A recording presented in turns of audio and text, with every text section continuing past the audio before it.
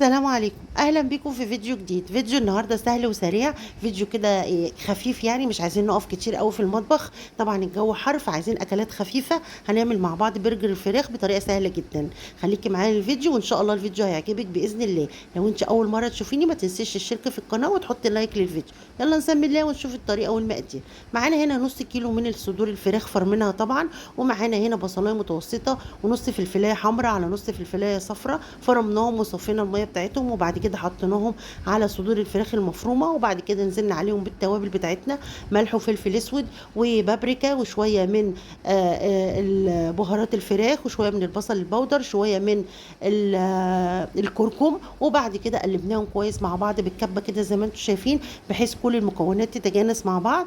بعد كده هنبتدي نشكل بقى وحدات البرجر زي ما انتم شايفين، اللي عنده طبعا المكبس بتاع البرجر يقدر يستخدمه، انا هنا ما عنديش. طبعا هنجيب غطا برطمان زي ما احنا شايفين كده ونبتدي نجيب كيس من اكياس التلاجة ونفتحه كده ونبتدي ناخد قطعة قطعة من صدور الفراخ او خلطة البرجر زي ما انتم شايفين ونبتدي نحطها على الكيس جوه غطا البرطمان ونبتدي نبططها كده بايدينا، هتطلع معانا زي وحدات البرجر بالظبط زي ما انتم شايفين كده. هنبتدي نعمل الكمية كلها طبعا وهنحطها في الطبق بتاعنا او السرفيس بتاعنا ونبتدي نحط ما بين كل 3 4 قطع كده كيس علشان خاطر ما تلزقش معانا، ونبتدي ندخلها الفريزر بتاعنا تقعد معانا حوالي من ربع ساعة لنص ساعة بحيث تتماسك معانا علشان لما نيجي نحطها على الجريل بتاعنا ما تتفرفتش مننا ولا تفك من بعضها، تبقى متماسكة كده وننزل بيها طبعا على الجريل يكون سخن طبعا علشان تاخد صدمة على طول. وطبعا الجريل عايزة اقول لكم ان احنا دهنينه دهنة كده من الزيت علشان خاطر تطلع معانا شكلها حلو ومشويه كده، ما تبقاش كلها زيت وشاربه زيت ولا مقليه.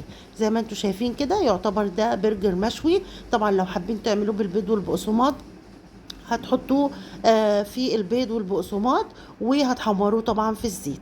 بعد ما خلصت بقى كل الكميه وحمرتها كده كويس بدات اجيب بقى العيش الكايزر بتاعي، انا هنا كنت عاملاه في البيت. تقدروا طبعا لو حابين تنفذوا وصفه عيش البرجر هتلاقوها عندي على القناه، تقدروا تخشوا وتشوفوها. لو حابين طبعا تشتروه جاهز براحتكم يعني على حسب ما انتوا عايزين. انا بدات اجيب العيش بتاعي اهو بعد ما طلعته من الفرن وسبته كده يهدى، بدات اجيبه وافتحه زي ما انتم شايفين وهنبتدي نعمل مع بعض سندوتشات البرجر. هنبتدي نجيب الصوصات بتاعتنا المايونيز او الكاتشب او اي صوص بقى انتوا بتفضلوه وتحبوه تحطوه على السندوتشات بتاعتكم وتبتدوا تحطوها. وبعد كده نبتدي نحط واحده من البرجر وبعد كده نحط طرنشات الطماطم او الخيار والبصل او الفلفل زي ما انتوا عايزين. طبعا في ناس كتير مش بتحب البصل، اللي بيحب البصل هيحطه واللي مش بيحب طبعا مش هيضيفه. وبعد كده ننزل طبعا بشويه من الصوصات تاني. وزي ما انتوا شايفين كده السندوتش اتعمل في منتهى السهولة، أكلة جميلة جدا وخفيفة كل الولاد طبعا بيحبوها وخصوصا في الصيف. زي ما انتوا عارفين احنا مش عايزين نقف كتير في المطبخ وعايزين نعمل أكلات سهلة وسريعة ما تتعبناش في الحر ده والفرهدة بتاعت البوتاجاز والحر، وكمان تبسط الولاد. طبعا الولاد بيحبوا الاكلات اللي من النوع ده، واحنا هنا كنا محمرين معاها طبعا بطاطس.